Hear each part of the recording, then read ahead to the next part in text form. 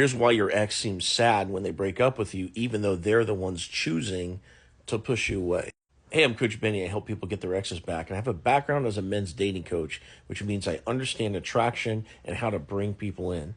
And today I'm sick, but I'm still getting the videos out, so excuse the get up here. Now, one of the most confusing things for people that are getting broken up with is that sometimes when somebody's letting you go, they're sad and they seem like they don't want to do it, but they say that they have to do it, and you know that they really don't, you know, but they're so distraught. It seems like in their mind they don't even have a choice. So as you're trying to figure out whether or not you should move on, you're thinking, well, they seemed like they loved the hell out of me when they were letting me go, and maybe it's not really over. Maybe they're just going through something. And what's going on here is that your ex has a dismissive, avoidant attachment style, whereas somewhere in their childhood they were emotionally neglected to some extent. It could be that the parents were strung out on drugs and like there was literally nobody there. But it could also be something like where the family was there, but they were more like tough love than they were actually nurturing. But what comes out of this is this feeling of brokenness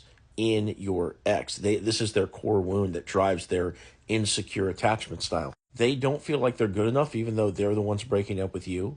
And it doesn't make any sense to you because you're like, hey, like I'm still down for this. But they might have even said something to you like they feel like you'd be better off without them, or that they couldn't give you what you needed, which all alludes to them not being enough, that they're defective. For dismissive avoidance, they're really bad at communication because they never had it demonstrated to them with their family, or probably not the right way at least. And if nobody was ever sitting you down, talking to you about your feelings, or writing you notes in your lunchbox or anything like that, okay, you're going to be bad at like looking inwards, understanding what's going on in here, and then, talking about what it is that's in here. Because they have poor communication skills, they don't tell you what their needs are or their boundaries, and so they end up spreading themselves really thin, not only just with you, but between work, school, family, etc. So sometimes they'll break up with you because they feel overwhelmed and they already feel not up to the task of the relationship. So in order to catch a breath and to get some of their bandwidth back, they will cut the relationship off, which they have that emotional ability to do because,